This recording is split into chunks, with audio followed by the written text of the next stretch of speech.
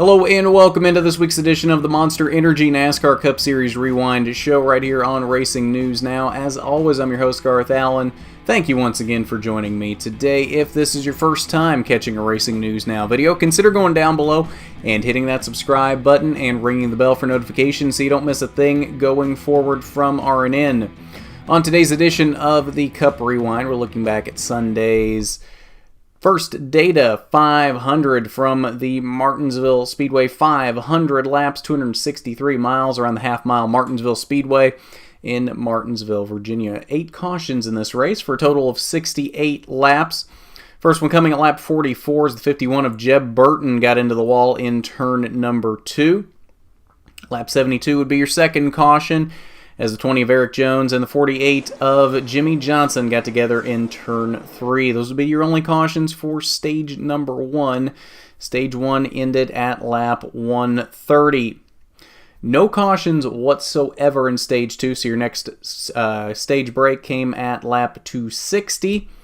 And then we had 4 cautions in the final stage of this one. First one came at lap 367 as the 24 of William Byron got into the wall in turn 4. Then at lap 383, we had a caution for fluid on the track. 42 of Kyle Larson would be where that fluid came from. Then lap 398, fluid in turn number 4. And final caution of the day was at lap 458, as the 14 of Clint Boyer spun in turn number 3. 11 lead changes in this race. Joey Logano led the most laps in this race, far and above with 309. Kyle Busch led an even 100 laps in this race. 41 laps went to Brad Keselowski, 31 to Denny Hamlin. 18 laps were led by Martin Truex, and 1 lap went to Clint Boyer. Alright, so let's get into your results on the day. And Joey Logano, in very exciting fashion on the final lap, would take the victory in this one and punch his ticket to the championship for a somewhat controversial finish, as we have seen the finish now to this race. Some folks love it, some folks hate it. However you look at it, though, it's exciting racing. Whether you're a Logano fan, a Truex fan, whether you thought the bump and run was not necessary, whatever your opinion of that finish is, it's exciting racing no matter how you spin it. It is the definition of exciting racing, and it's what Martinsville breeds. And I think Martinsville has been ramped up about 10 times from what it usually is the past few years because of the fact that it's in the round of 8. And it means so much to win at Martinsville because now you kind of get 2 freebies for the next couple of weeks. You don't have to go out there and necessarily perform. If you have a bad race at Texas or Phoenix, it doesn't really matter because you're already racing for a championship at Homestead. You know that, and you don't have to worry about Texas or Phoenix. So I think the playoffs have just ramped up Martinsville more than it even has been in the past. Martinsville's always had exciting racing, but you look at this. You look at last year with the Denny Hamlin Chase Elliott deal. Martinsville, especially the fall race recently, has bred these kind of finishes because of the playoffs and because of where it falls in the playoffs.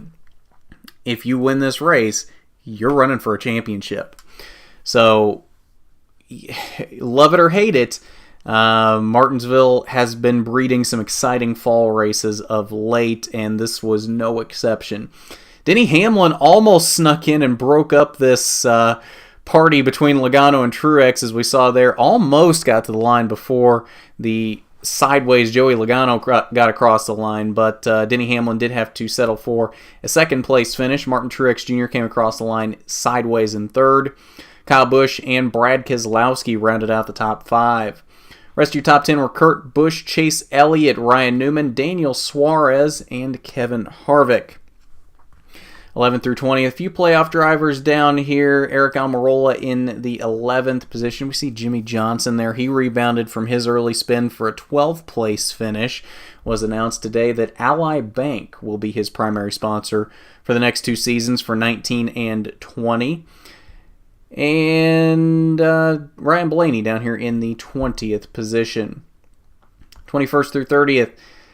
Not a good finish for Clint Boyer. First car one lap down here in the 21st position after his late spin with under 50 laps to go.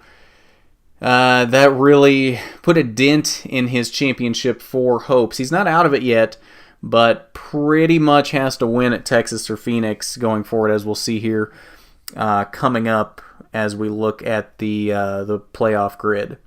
Matt Kenseth came home in the 23rd position in that 6 car. Eric Jones there in the 26th position. Austin Dillon in 30th.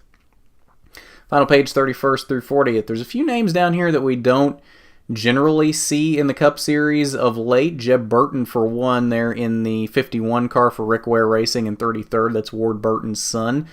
We saw him competing in the Cup Series a few years ago. Haven't seen him around much lately, but good to see him back in a car. Bubba Wallace there in the 34th position.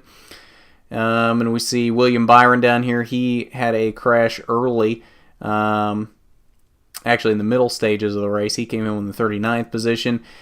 And we see Hermie Sadler down here in 40th in that 7 car for Premium Motorsports this week. Again, another name that we don't generally see around much anymore, but good to see Hermie back in a car as well.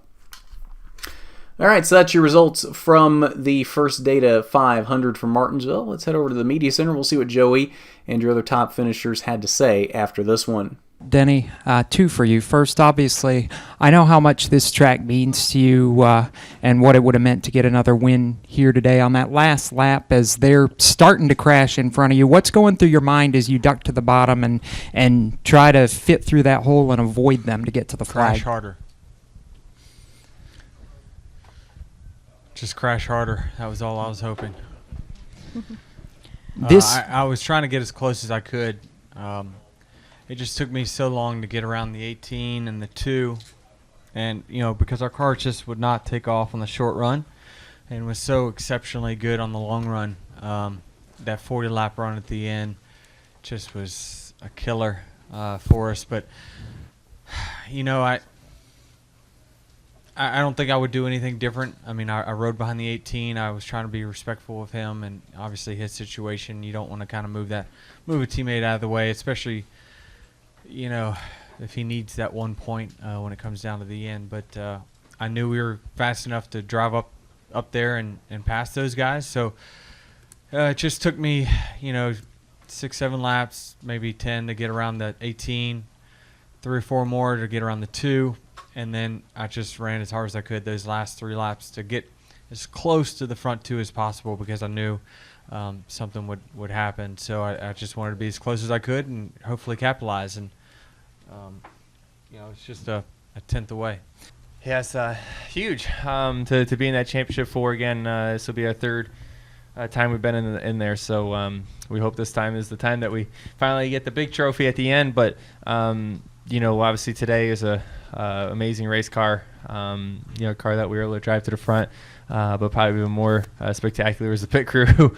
They were on their game today, just laying down great stops every time, gaining spots. And, when you're out front here at Martinsville, you're able to, clean air. It means a lot, but it means a lot for different reasons than it would at a Miami or a Phoenix or whatever it is. I think when you're out front, you're able to control your own pace and keep a lot of air to your brakes and keep your car cool, and it pays off on the long run. If you get yourself mired back in the pack and you're 5th, 6th, or further back, you're stacked up on other cars and your car's getting hot, you're having to race things harder than you want to, and before you know it, you pay the penalty on the long run. So the pit stops were really, I think, the game-changing moment today for us to keep us out front. And then there at the end, just got tight.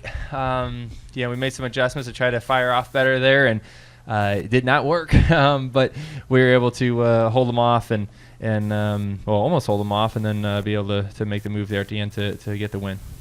All right, so let's take a look at your playoff grid before wrapping up here tonight. And as we can see, obviously, Joey Logano, as we said, punched his ticket to Homestead. He now does not have to worry about the next 2 weeks at Texas or Phoenix because he is competing at Homestead no matter what for the 2018 championship. Kyle Busch still has a rather sizable lead there on his brother Kurt in the 5th position. What are we looking at here? 46 points is the gap for Kyle back to the cutoff line. He's got a pretty safe gap here as we head into Texas. Harvick, though, lost a bit of ground. Truex gained a little bit, but not the result he was looking for. He didn't want to have to worry about Texas or Phoenix either, but it was not to be there with how that final lap played out. Harvick and Truex now both sit 25 points above the cutoff line, above Kurt Busch. And then we look down here, everybody below the cutoff line. 31 points is the gap to Chase Elliott. 42 points is the gap to Clint Boyer. And then a gargantuan gap back to Aric Almirola in the 8th position. 50 points. Aric Almirola sits below Kevin Harvick and Martin Truex. So it's going to be tough for these guys. Kurt Busch, Chase Elliott, Clint Boyer, Aric Almirola. I think they're all kind of in must-win situations at this point. I don't think you can rely on pointing your way in if you're any of these guys.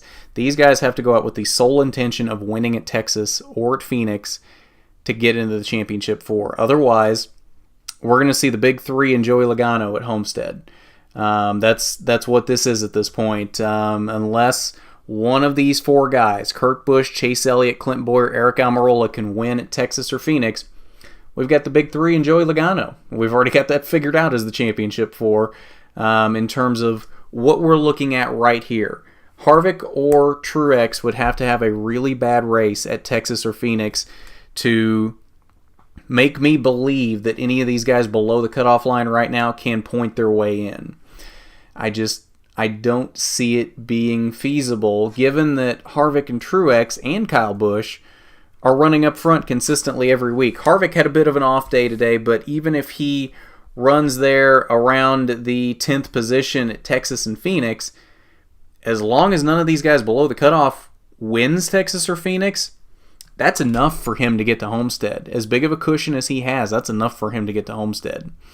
So it'll be interesting to watch here going forward. Do we kind of already have the championship 4 figured out here? Is that what this is? Do we have the championship 4 figured out now that Joey Logano has won at Martinsville? Is it Joey Logano and the big 3 at Homestead? Or will Kurt Busch, Chase Elliott, Clint Boyer, or Aric Almirola spoil that party? We've got 2 weeks left to figure that out. I'm excited to figure out how this all shakes out going forward here. But that, I believe, will do it for us tonight here on the Cup Rewind. We've got a K&N Pro Series West Rewind going up here shortly to recap their season finale from Saturday night at Kern County Raceway Park out there in Bakersfield, California. We do have an exclusive winner interview for that, so you want to check that out as well. And we had a Trucks Rewind to go up on Saturday evening as well to recap their race from Martinsville. So if you haven't seen that either, it is linked down below in the description, as will the K&N Pro Series Rewind if you're watching this after that has been uploaded. And then pole position, as usual, Monday evening, 8 p.m. to wrap up both Martinsville races, K&N Pro Series West from Bakersfield, and F1 from Mexico City. Get you quickly caught up on everything that happened this weekend on Monday evening.